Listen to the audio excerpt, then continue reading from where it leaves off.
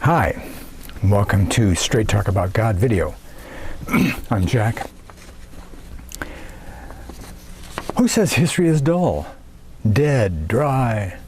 Huh? I mean, history is amazing.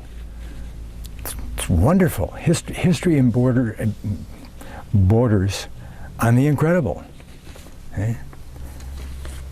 Now, Greek history, for instance, is dull and dry and dead until you make the connections that we've been making here. Okay? Greek history jumps to life when you see that the descendants of the man called Israel came out of Palestine, ruled Egypt for almost 300 years, and sent many groups migrating to Athens and Troy and Spain, the British Isles.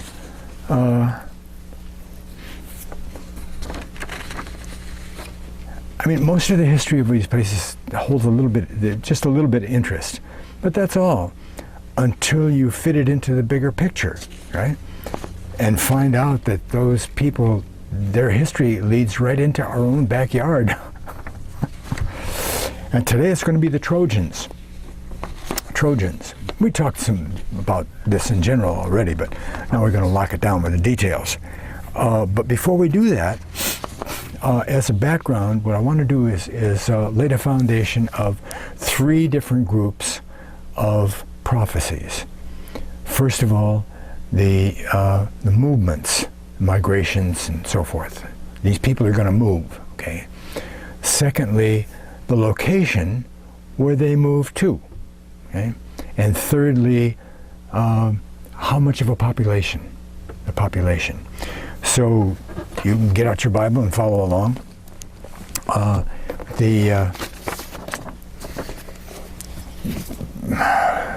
See here.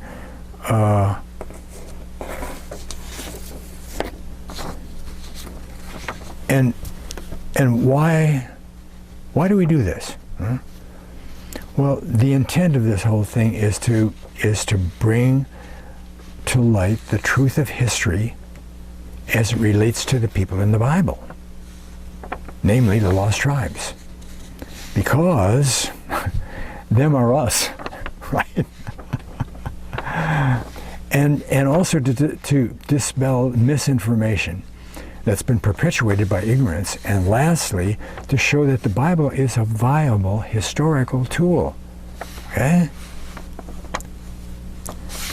So, movement, location, and population. See, in other words, I'm saying that look at all this neat stuff I found about history and the Bible. And again, I'm just strictly a reporter here, okay? I didn't make any of this stuff up. You can do with this stuff what you want. But what does prophecy say about the movement? Well, Genesis 33, not Genesis 33, but Genesis 28:14. 28:14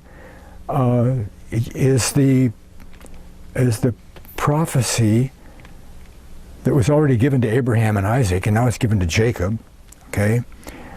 And thy seed shall be as the dust of the earth.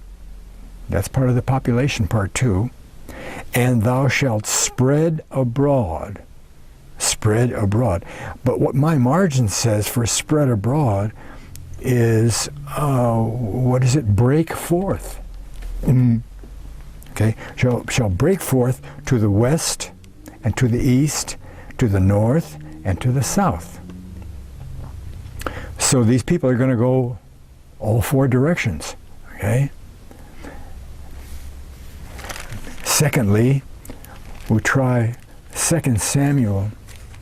2 Samuel 7 is Nathan relating to David what God's going to do with him. Because you're a good guy, David, and this is what's going to happen to you. And a bunch of stuff is listed, but we're interested in number 10 here. I will appoint a place for my people Israel. They're going to move and dwell in a place of their own and move no more. neither shall the children of wickedness afflict them, as before time. Children of wickedness, okay? So they're going to have their own land, and they won't move anymore. Which is really kind of interesting, because they already are in their own land, you know, and they're at peace for 40 years with David, you know. But God says they're going to move. They're going to go, and they're going to end up in a place, and then they won't move anymore. But then when we go to Isaiah 26:15 and 27:6, 26:15 says, Thou hast increased the nation, O Lord, thou hast increased the nation. Thou art glorified, thou hast removed it far unto the ends of the earth. Now you got to remember that Isaiah is the prophet to the house of Israel, and makes all the connections between the house of Israel and Jesus. Okay? That's what Isaiah is all about. You check my website, I've got a page called the Book of Isaiah, or the Book of Israel, because it's the Book of Isaiah. Israel and Isaiah are synonymous. But it says, unto the ends of the earth. Boo. And what was that, 27:6 was the other one? He shall cause them to come, that come of Jacob to take root. Israel shall blossom and bud and fill the face of the world with fruit. Whew. They're going to take them someplace, and they're going to fill the whole earth. That's the population thing too, okay? But then we'll try First Chronicles. First Chronicles 17:9. 17:9 says, and I will ordain a place. When God repeats himself, pay attention. Okay? I will ordain a place for my people Israel, not Judah, Israel, and will plant them, and they shall dwell in that place, and it shall and shall be moved no more. That sounds like the same thing, doesn't it? Sure does. Same thing Nathan said. Neither shall the children of wickedness waste them any more as at the beginning. Okay, so twice now they've been told that they're going to go someplace, and it's going to be far enough away that the Philistines and the Moabites and the Jebusites and all those other enemies, their regular enemies, they won't bother them anymore. They're going to go a long way away. Okay? And where is that place? Okay? The location? Well, Isaiah talks, again, he's the guy that talks to Israel. And what does he say? He calls them the Isles Afar Off. 41:1. Isaiah 41:1. I'm trying to find it here. Keep silence before me, O islands. Islands. This is God talking. Keep silence before me, O islands, and let the people renew their strength. Renew their strength. They're going to move, and they're going to be weak. That's why they have to move. They get conquered, right? Now they're going to renew their strength, become strong again.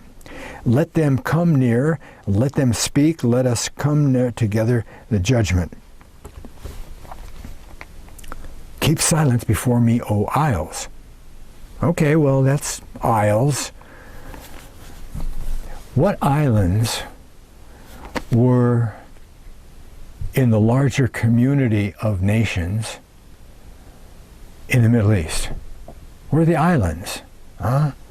There's only 2 islands that are anywhere near Palestine, right? And that's Crete and Cyprus. Crete and Cyprus. Maybe some of their old enemies could have got at them at Crete and Cyprus. Maybe not far enough away, but they're islands. Well, let's see what else he says here. 49, 1 through 3. 49, 1 through 3. Listen, O isles. Same thing. God talking again. Listen, O isles, unto me, and hearken, ye people from far. Far.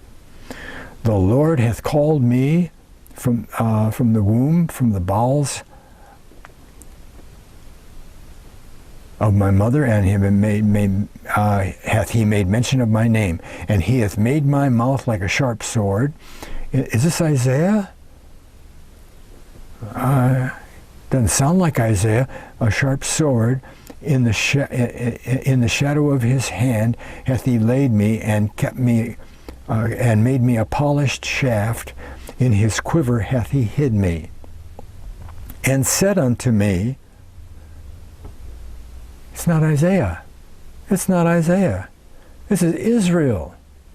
This is Israel here. Because thou art my servant, O Israel. Oh.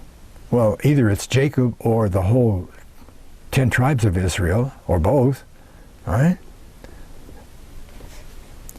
Thou art my servant, Israel, in whom I will be glorified. When they got conquered by Assyria, that wasn't very glorified to God, was it? Huh? Except that it kept his word, that they'd be conquered. The islands, did you get that part? Listen, O isles, thou art my servant Israel. Israel is the islands. All right?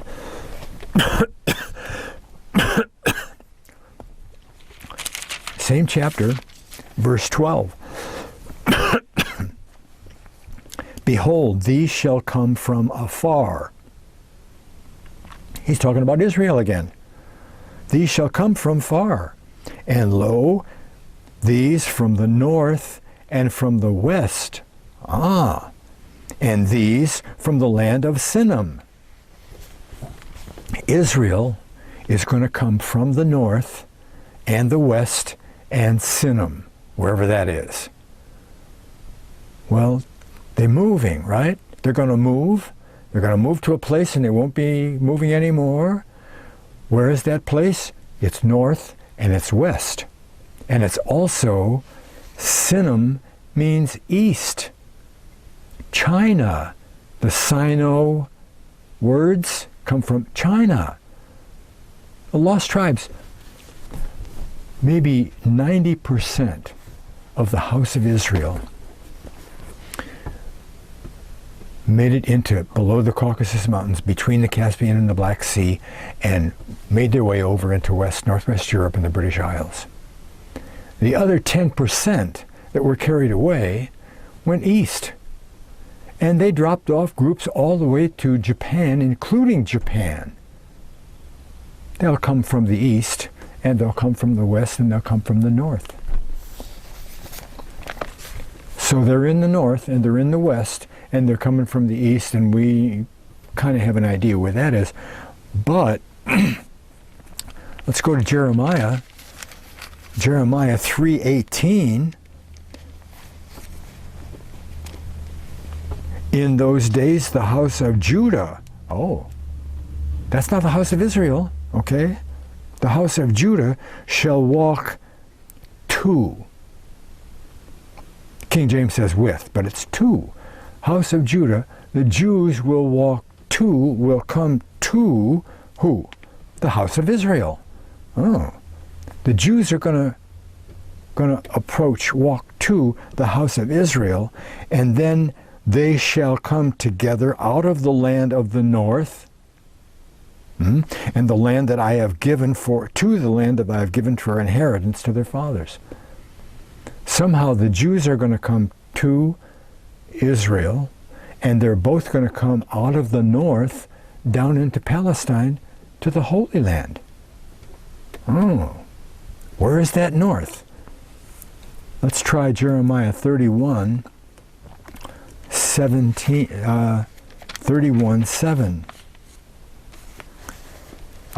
through 10. Okay?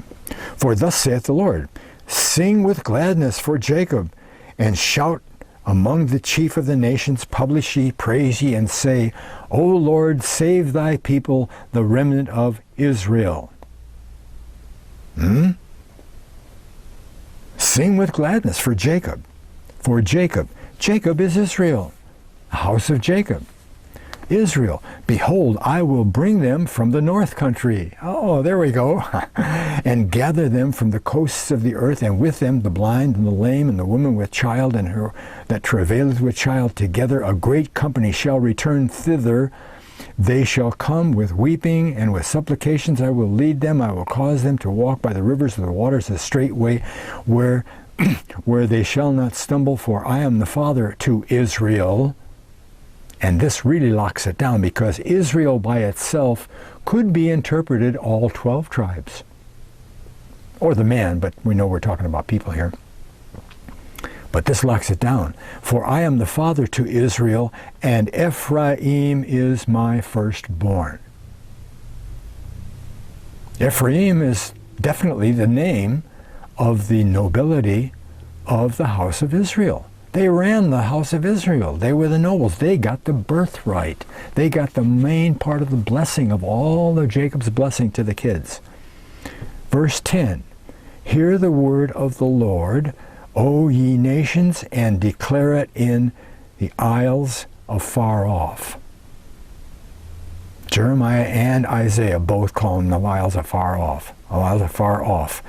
And say to those of isles afar off, he that scattereth Israel will gather him and keep him as a shepherd doth his flock.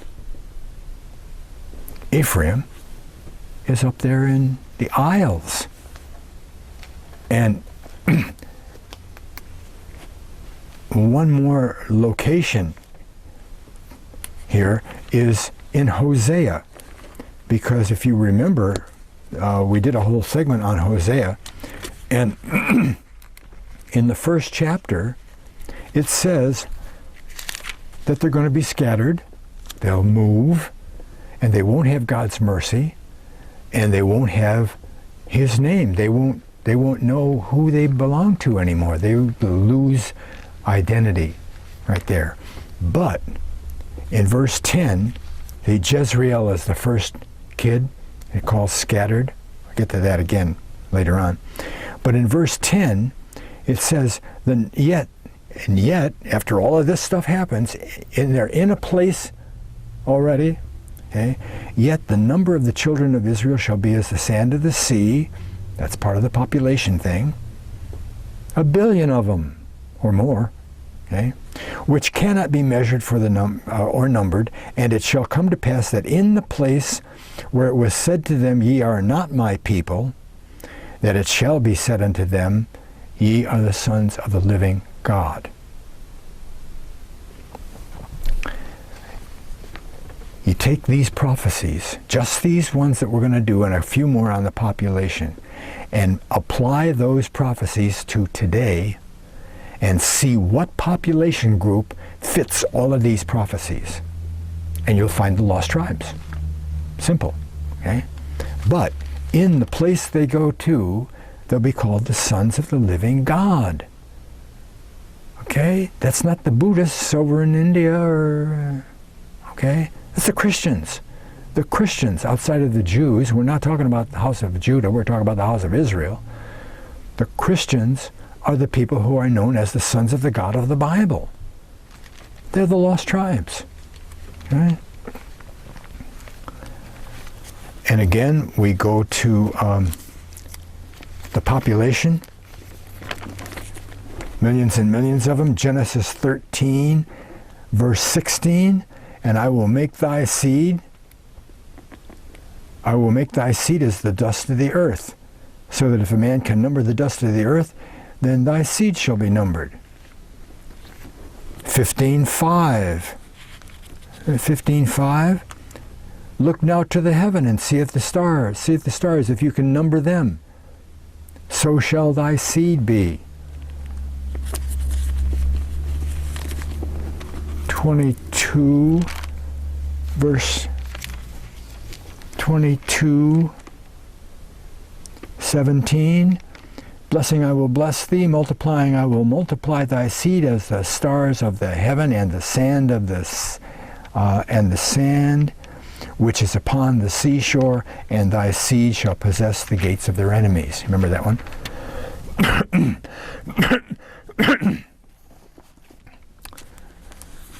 Genesis 24:60. And they blessed Rebekah, and saying to her, Thou art our sister, and thou would be the mother of thousands of millions. Thousands of millions. What is 1,000 million? 1,000 million is 1 billion. This says thousands of billions. More than 1 billion. More than 1 billion. There's more than 1 billion Christians. There's more than 1 billion Israelites on the face of the planet today. Okay? And 32, still in Genesis, 32:12, and thou saidest, I surely will do thee good and make thy seed as the sand of the sea, which cannot be numbered for the multitude. And that's Jacob reminding God what he told Abraham and Isaac and him. God came to him and told him that same promise. Okay? All three of them got that promise. And then lastly, we've got Genesis 48:19, where Jacob says that Manasseh is going to be a great nation and Ephraim will be a multitude of nations. A multitude of nations. That's a huge population group, right? So if you put together France and Denmark and the Netherlands and the British Isles and parts of Spain, you got 1 billion people.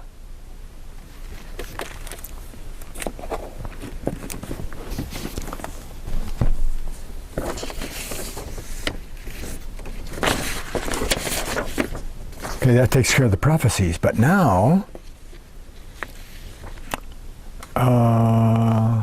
what about those English Trojans? So last time we established that the great-grandson of Zara, those sons, founded Troy, and his brother founded Athens. Remember Darda and Chalco? Okay. And these migrations took place between 1800 and 1600 BC. That's a long time ago. That was before the Exodus. Exodus happened in 1453. Okay? For the first 200 years that the people were in Egypt and the Israelites were ruling, these migrations took place in the founding of Athens and Troy and other city-states in Greece. Okay? And remember in 49, Genesis 49, Zara, the firstborn of Judah, Zara is supposed to supply the bloodline for all the kings over Israel, right? Judah will get the scepter.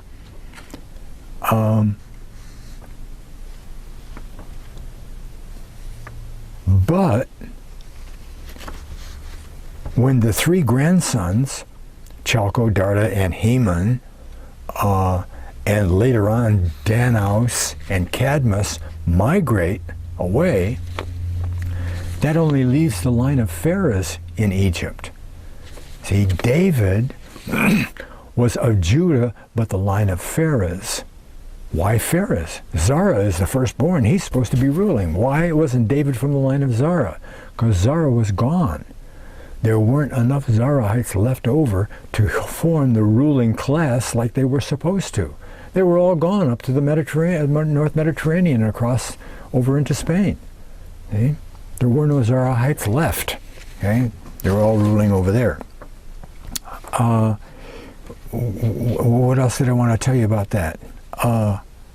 Pharez, second Exodus, okay. Okay, basically we've got the siege of Troy. The king goes to Italy. Brutus, who we're talking about, goes back and he fights against the Greeks again. Then the ruler goes to Rome. Then Brutus goes back and he fights again, but he takes off with a bunch of ships and goes all the way across the northern Mediterranean up into England.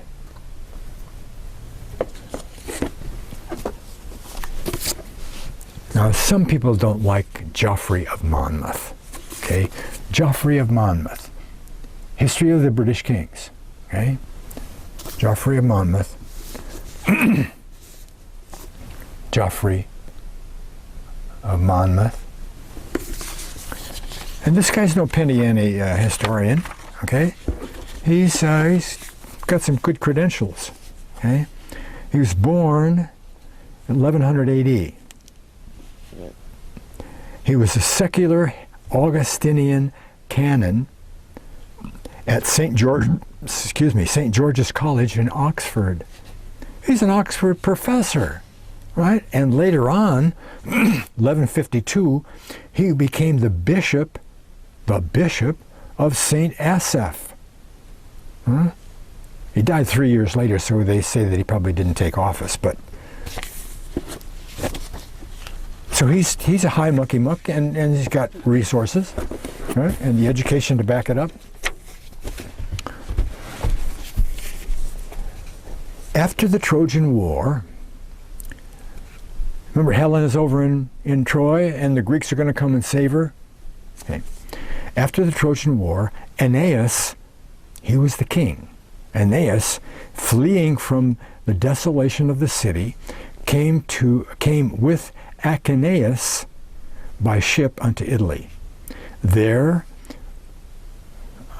for that Aeneas was worshipfully received by the king Latimus. Turnus, the king of the Rutelans, did wax envious, and made war against him, against Brutus. When they met in battle, Aeneas had the upper hand, and after that Turnus was slain, obtained the kingdom of Italy and Lavinia, the daughter of Latimus. Okay? Aeneas flees from Rome, from Troy, and he winds up in Italy. And that'll be filled out a little bit later. Here's Brutus. Remember, Brutus got an army back together, a small army, and attacked the Greeks. And he beat them. He beat a small encampment of them, okay? He beat the garrison. And he actually took the king prisoner. See? And he said, this is what we want.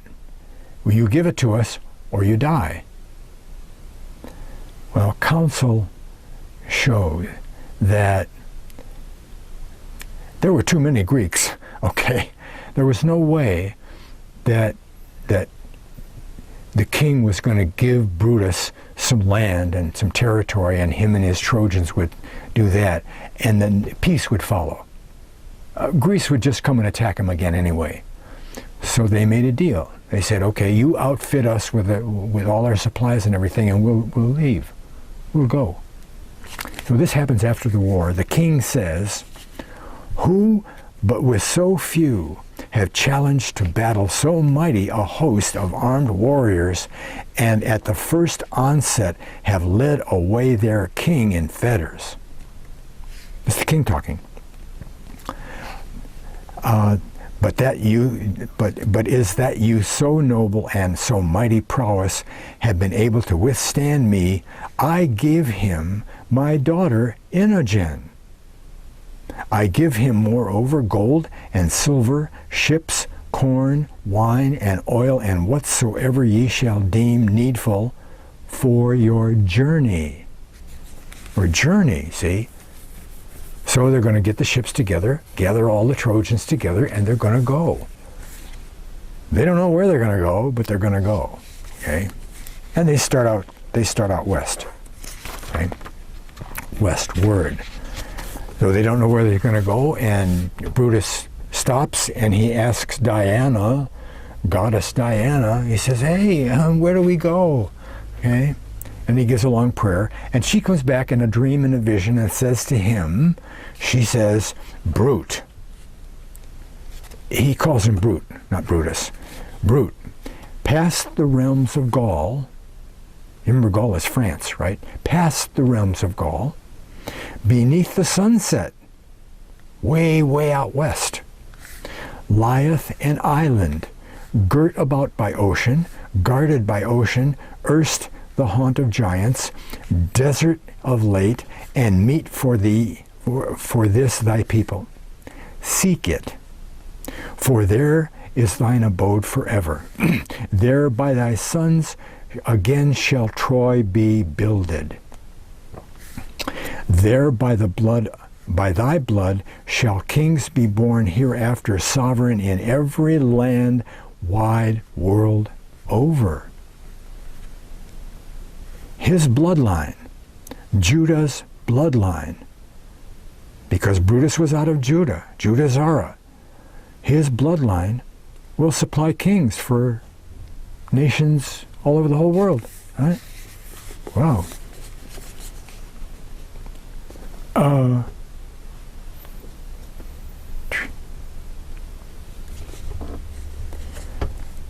So they picked up out of that place and they went to the west and they came to the Tyrrhene, Tyrrhene, Tyrrhene Sea, where they found nigh the shore 4 generations, both of exiles of Troy, who had borne Antenor company in his flight. Aeneas the king and Antenor left with groups. Okay? And Brutus comes across Antenor and a bunch of his people. Their duke, the people that were there, was called Corineus, a sober-minded man and excellent in counsel, mighty in body, valiance and hardiness. Accordingly, when they knew the ancient stock whereof he was, they took him into their country. This is Antenor, okay, as well as the people thereof whereof he was chief. And in the after days were called Cornish men, after Corineus, okay, after the name of their duke. He it was, in all accounters, Corineus, was more help to Brute than any of the others. Because they were just still traveling, right? They're making their way west. They stop at Gaul for a while, have some battles there, okay?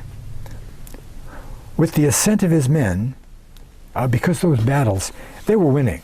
They always won, they always won. But some people get killed, right? And there were so many of these Gaulites, these Goths, these Frenchmen, that Brutus could see that he'd lose a little bit in the battle here and a little bit in battle there, and 300 battles later he wouldn't have anybody left, right? So he picked up all his stuff and made ship. With the assent of his men, he returned to his fleet, and after loading his ships with all the treasures and luxuries he had acquired from the spoils, he re-embarked with a prosperous wind, sought out the promised land, the promised by Diana, the island in the promised land, where he landed at last in safety at Totnes. Totnes, where is that? Totnes. Well, he goes on to say, at that time, the name of the island was Albion. Anybody that's done any history knows that that's England, Britain, Albion. And of none was it inhabited, save only a few giants. Maybe. Generally. They began to till the fields and to build them houses in such sort that after a brief space ye might have thought it had been inhabited from time immemorial. Then at last Brute called the island Britain. Brute's place, Brit-ish, Britain, and his companions Britons, okay, after his own name, for he was minded that his memory should be perpetuated in the derivation of the name, whence afterward the country speech, after that time, the country speech, which had aforetime been called Trojan or crooked Greek, they spoke Trojan over there in Britain. Now it was called Brit-ish, the British language. But Corineus, remember Corineus, called that share of the kingdom. He was the one that helped Brut a lot, so he got a big share. He was a big prince. Okay?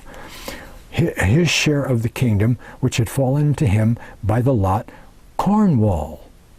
Corineus called it Cornwall. Cornwall. And after the manner of his own name, and the people, Cornish men. Okay? Therein following the duke's example.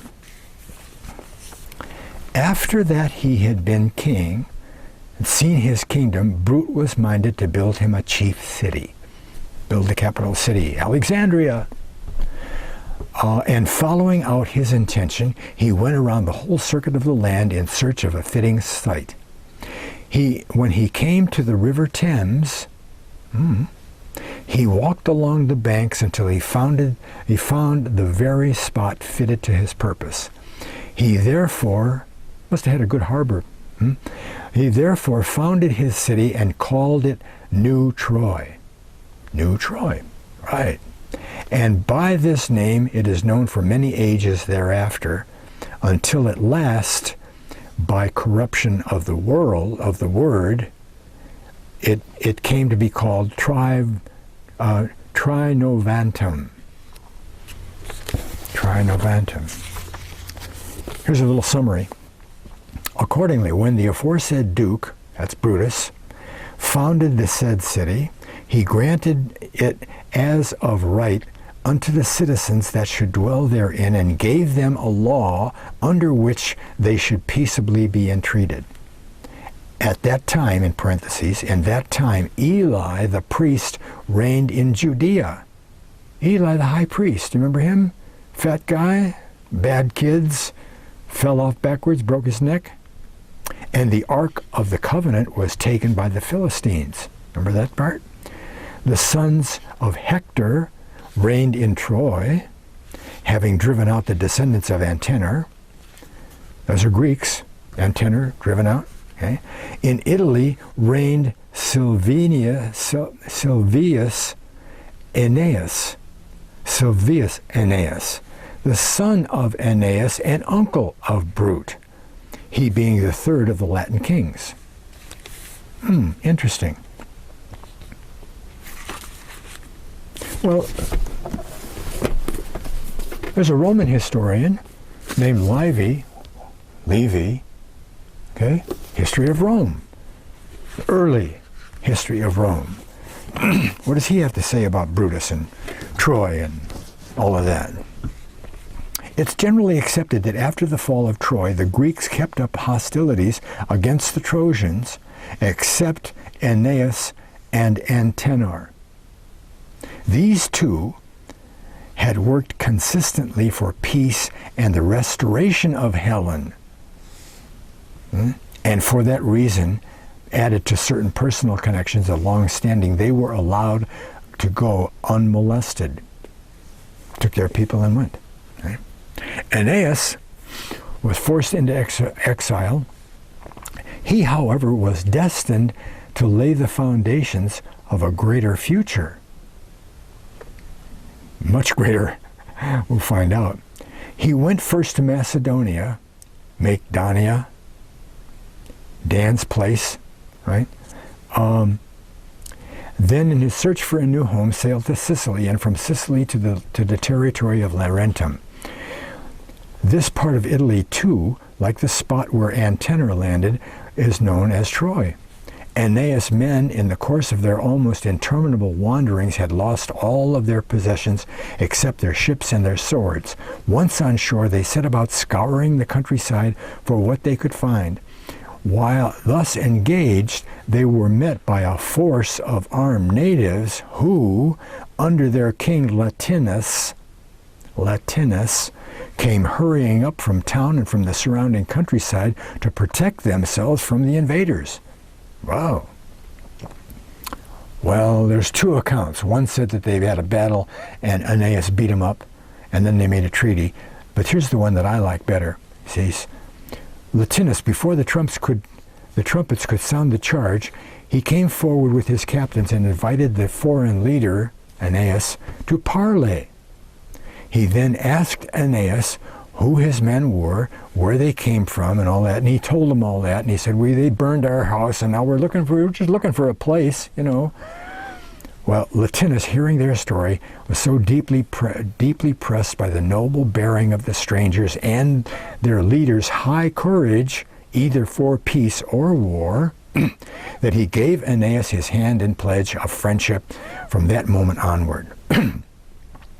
A treaty was made. The two armies exchanged signs of mutual respect. Aeneas accepted the hospitality of Latimus, who gave his daughter to him in marriage, further confirming the treaty of alliance by a private domestic bond solemnly entered into in the presence of God of the gods of his heath. The Trojans could no longer doubt. Oh, this just tells about the firstborn son was Aeneas. Aeneas, remember him? I think that's all that we have to do with Livy 19,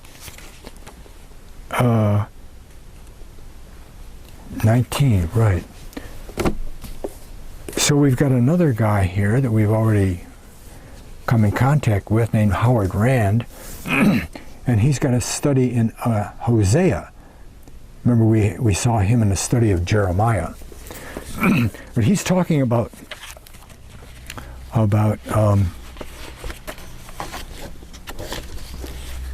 Joseph of Arimathea, okay? And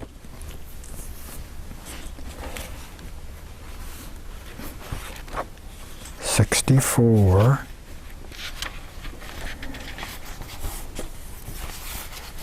And what he's doing is he's establishing the fact that Christianity was in England 175 BC, or AD, BC, AD, 175 AD. Our Lord did not wait hundreds of years, as taught by Rome, before giving Israel the glad tidings of their redemption, but sent the disciples directly to the Isles, capital I, with the message of the gospel. Joseph of Arimathea landed in England, in Avalon, Glastonbury, King Arthur's place, 37 AD. Immediately established schools, and all the disciples, all the apostles made it there at one time or another. They went over into Ireland and France, establishing schools, and a huge, huge movement got going for Christianity.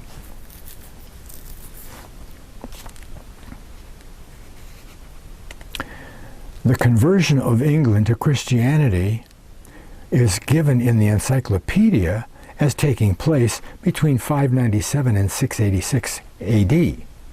But the following inscription in the Church of St. Peter-Upon-Cornhill, London, England, is evidence that there was a flourishing Christian church in the Isles long before the Church of Rome was even able to send emissaries to Britain, which it did not do until 597 AD, when Pope Gregory the Great sent a mission to England headed by Augustine, who landed at Ebbsfleet that year.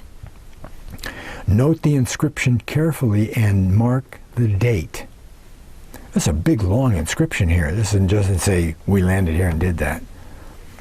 Be it known to all men that in the year of our Lord, 179, Lucives, that's Lucius, and he's mentioned in Romans, I think it is, Romans, Lucius, the first Christian king of this land. 179, the first Christian king. Then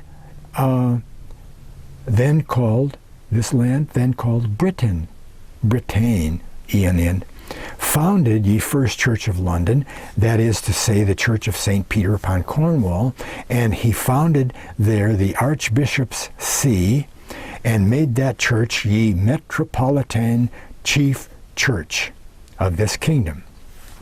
And so it endured ye space of 400 years or more, unto the coming of St. Austin, the apostle of England, the which was sent into this land by St. Gregory, ye doctor, capital D, doctor of ye church, in the time of Ethelbert the king.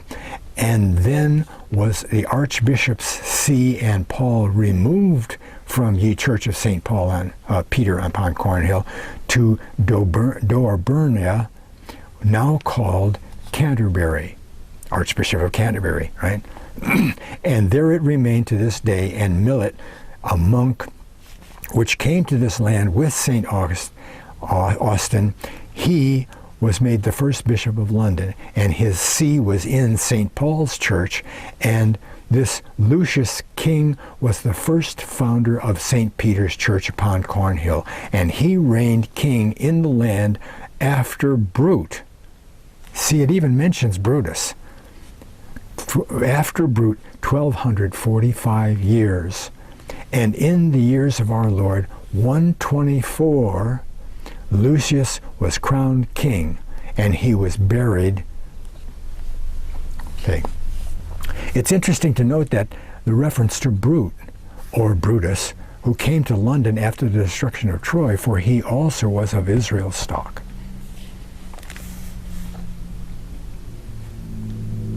But that's what Brutus has to do with it, okay?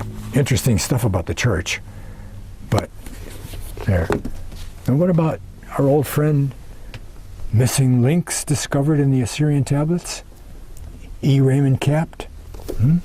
Remember him? E. Raymond Capt? What's he have to say here? 64.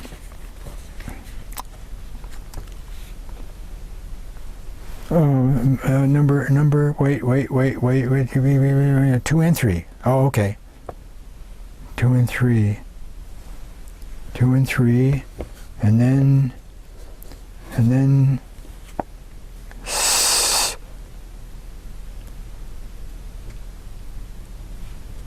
that's right, 65-4. Got it. The descendants of Darda, sea crops, Dardanus, different name, different language, ruled ancient Troy for several hundred years,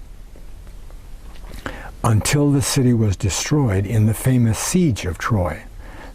Aeneas, the last of the royal blood, Czar of Judah, collected the remnants of his nation and traveled with them to Italy. Remember, Livy says that. Okay. There he married the daughter of Latimus, the king of the Latins, and subsequently founded the great Roman Empire. Aeneas' grandson, Brutus, could have been his son, too. It gets mixed up. With a large party of Trojans, migrated to the Great White Island. That's an early name for Britain, to the White Chalk Cliffs. Tradition says that on the way to the White Island, Brutus came across other Trojan colonies upon the coast of Spain and persuaded them to join him. Remember that? At Totnes, at Totnes, on the River Dart, 12 miles inland from Torbay, the oldest city in South Devon, is a historical stone that commemorates the coming of Brutus to Britain, 1103 BC. The stone is known as the Brutus stone. Okay? The tradition being that the Trojan prince set foot on it when he first landed. The Welsh records state that 3 tribes, see, because that's in Wales, Avalon is in Wales, okay? The 3 tribes of his countrymen received Brutus, and what? The Welsh records state that 3 tribes of his countrymen received Brutus and his company as brethren, and proclaimed Brutus king and the national convention of the whole island. There were already Trojans there, weren't there? Huh? The same as when Antenor went and found Corineus. They were all Trojans from an earlier migrations out of the siege of Troy. Remember, Brutus came late because he gathered an army together and fought with the Greeks again. And then after that, he went west. But other people had already gone west, okay? And they made him king. Well, they should have made him king. He was supposed to be the king. Brutus founded the city of Troia, or New Troy. The Romans later called it Londinum London. He founded the city of London. The actual date of the founding of the city is suggested in the Welsh bardic literature. Quote, when Brutus had finished the building of the city and had strengthened it with walls and castles, he consecrated them and made inflexible laws for the governance of such as should dwell there peacefully, and he put protection on the city and granted privilege to it. Remember that said, Levi said he made up laws, okay? At this time, this is a misprint here, Belai, the priest, ruled in Judea, and the Ark of the Covenant was taken by captivity by the Philistines. And that's what it says in the Welsh Brutes. But we know, well, let me read this to you. The reference to the quotation above to Belai the priest is obviously Eli of the first book of Samuel, because Belai wasn't ruling when the Philistines took the Ark of the Covenant. Okay? Such remote historical antiquity of the site of London is confirmed by numerous archaeological remains found there, not only in the New Stone Age or the early Bronze Ages, but even in the Old Stone Age.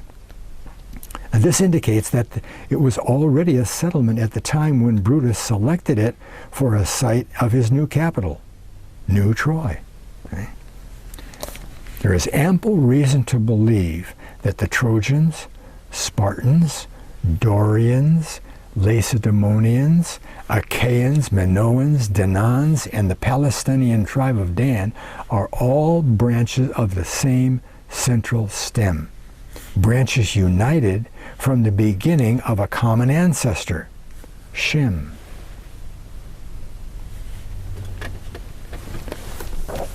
Okay, let's go back into Hosea and Micah for just a minute. Because Hosea, wait a minute, I have trouble finding this part in Hosea. Hosea 3, what is it? Verse 4. For the children of Israel shall abide many days without a king, and without a prince, and without a sacrifice, and without an image, and without an ephod, and without a teraphim.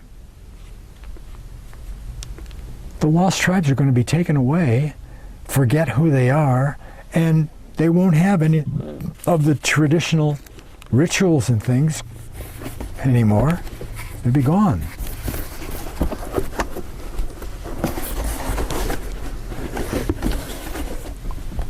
How about Micah?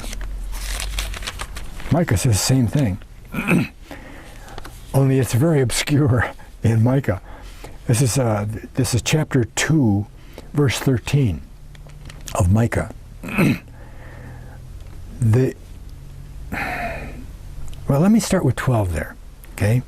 I will surely assemble, O Jacob, all of thee. O Jacob, house of Israel, the lost tribes. I will surely assemble all the lost tribes. I will surely gather the remnant of Israel. See what it says right there? I will put them together as the sheep of Bozrah, as a flock in the midst of the fold. They shall make a great noise by the reason of the multitude of men. Billions of them. Okay? And now 13. Really obscure, okay? He's going to gather them, but The breaker is, not shall be, but is. The breaker is come before them. They have broken up and have passed through the gate. And their king, what did Hosea say? Their king went and they didn't have a king? Their king shall pass before them, and the Lord on the lead, and the Lord shall lead them on the head of them. The lost tribes are going to be conquered and broken up and not be a nation. The breaker is come, break them up, and they'll pass through the gate of the Caucasus Mountains and then go west through the gate. And their king, Brutus, and the other Zara kings from the Milesians and so forth will be there first. And when they arrive, their king will be there and everything will be hunky-dory. Okay?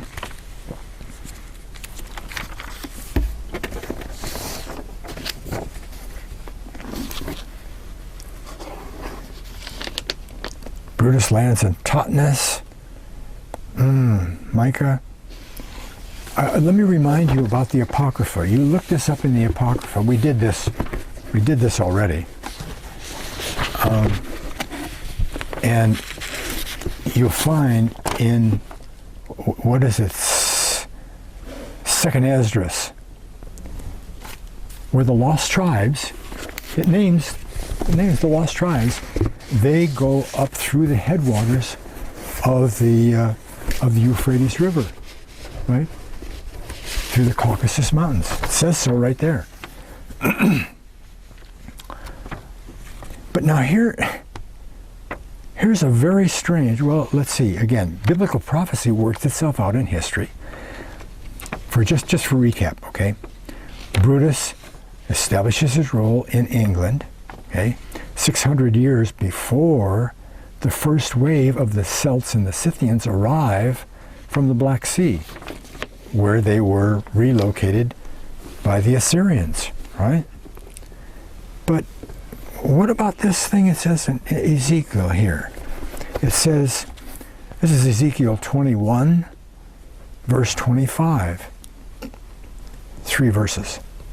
And thou, profane wicked prince of Israel, whose day is come, when iniquity shall have an end.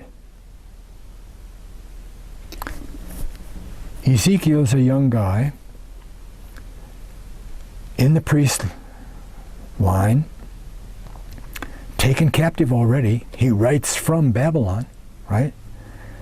While Zedekiah, the last king, is ruling. He rules for 11 years. Ezekiel was probably taken away in 603 or 604 BC when Nebuchadnezzar first came. That's when Daniel got taken away, and Meshach and Abednego and those guys. Okay? It took all the nobles and all the high-skilled people. They took them away first. So that nobody could take over and get together with the people that were left and cause an insurrection. Put Zedekiah on the throne, and he reigned for 11 years. But he went bad for the last 3 years and wouldn't do what Babylon told him to do. So Ezekiel is writing over there and saying, what's going to happen? He says, your day is now, and here's what's going to happen to you. Thus saith the Lord God. Remove the diadem. Take off the crown. This shall not be the same. Exalt him that is low, and abase him that is high. Huh? What does that mean? Who's low? Who's high? Well, he's talking to Zedekiah, and he's the king, so we could say he's high, but he's going to be knocked down. That makes sense. But who's this low guy? Huh? I will overturn it. 3 overturns. And shall be no more until he come whose right it is, and I'll give it to him. What's he going to overturn? He says, take off the crown.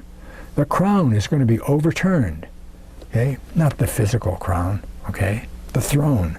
the leadership, the rulership, is going to be overturned 3 times. Wow. I think we'll get into that in detail, won't we? Sure we will.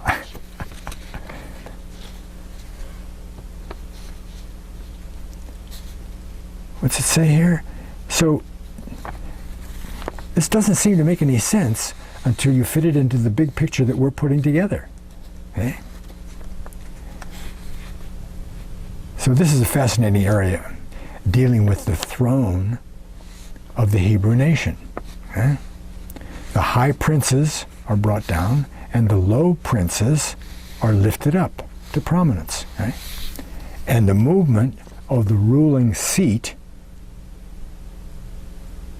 happens 3 different times, to 3 different places. So we'll take a good look at the biblical account of what was to happen regarding the throne of the nation of Israel. And that's what we'll take up in the next segment. And I don't know whether I should include this or not, but I have to keep reminding you that the names change. The people are always been the same, always will be the same, but the names get changed depending on where they are and who's talking about them. Okay?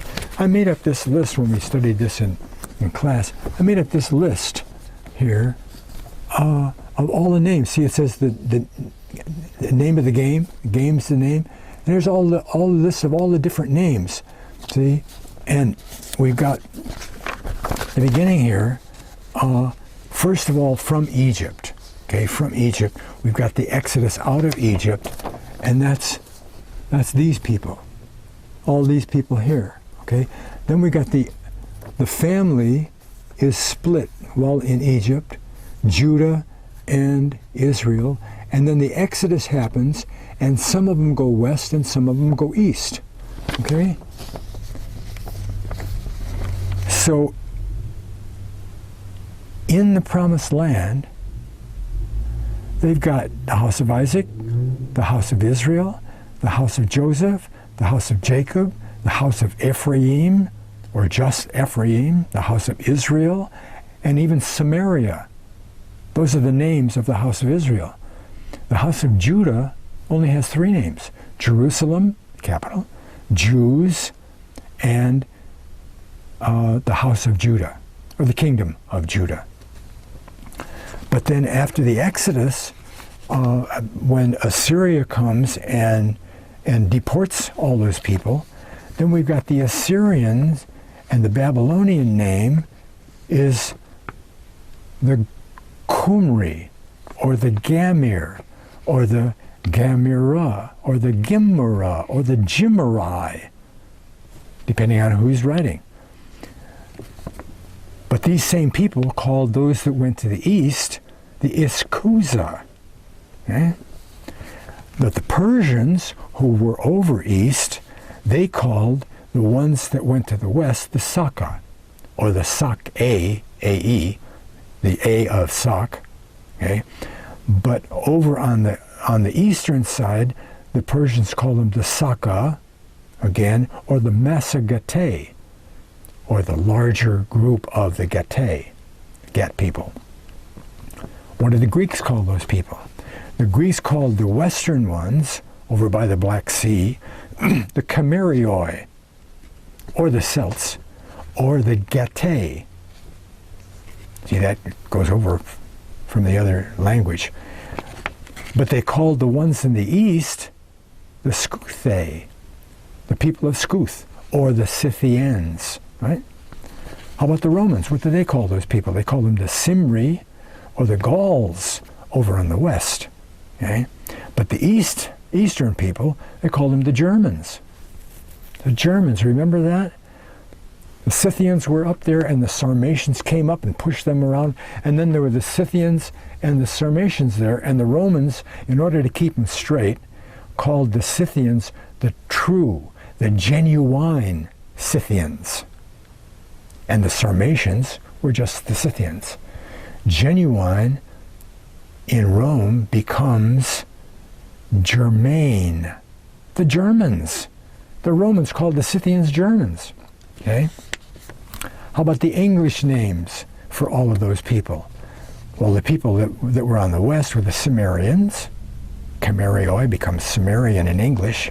The Galatians, those are the Gauls, the Thraco-Cimmerians, the Picts, the Iberes, the Basques, the Britons, and the people on the west, or the east, there were the Scythians, the Scots, Saxons, Isaac's sons, the Saxons, the Danes, the Normans, the Angles, the Goths, the Jutes, the Vikings, the Vandals, the Lombards, the Franks, the Burgundians, the Ostrogoths, the Canadians, the Dutch, the Swedes, the Icelanders. And the Japanese are called the Sakai. The Sakai.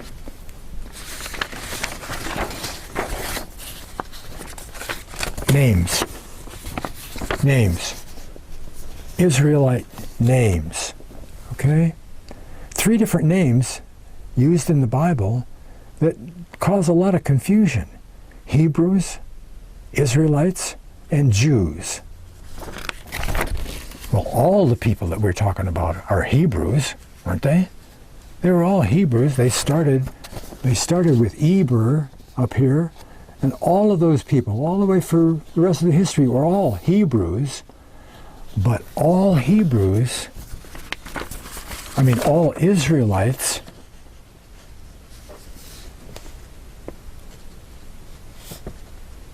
all Hebrews aren't Israelites, because Isaac wasn't an Israelite.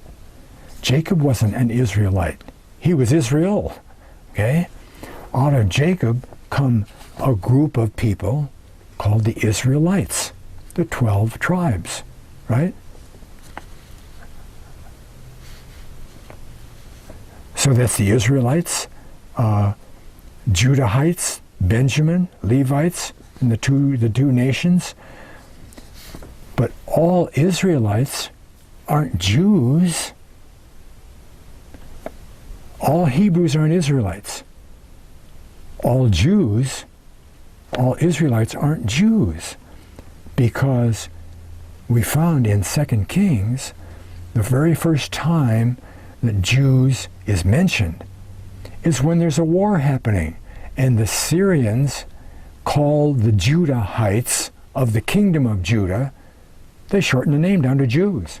The Jews this, the Jews that. The Jews are Israelites, and they're also Hebrews. But the tribes of Israel are not Jews, only the tribes of Judah. And actually, if they want to be technical about it, Benjamin was not a Jew either. Only the tribe of Judah supplied the actual bloodline for the people called Jews. Okay? Lost tribes. Oh boy, why do we study the lost tribes? It's the only study that I know in the Bible that proves God's reality.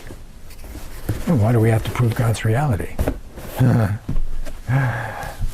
You go into the book and you find out what it takes to be a believer and walk the walk that God outlines. Okay? You're not going to want to do it, because the whole world is going to be against you, and you recognize that once you realize what's going on. So the harder the walk, the more solid your belief has to be. Okay? And wow, this is number 18. We've only got 6 or 7 more to go, and it absolutely proves God's reality. Not only that, but it proves his faithfulness to do what he says. If he says, if you act and trust in me, I'll put my spirit in your body, you can believe that, based on his reality out of the proof of the lost tribes. It's a wonderful study. See you again next time. Thanks a lot for watching. God bless.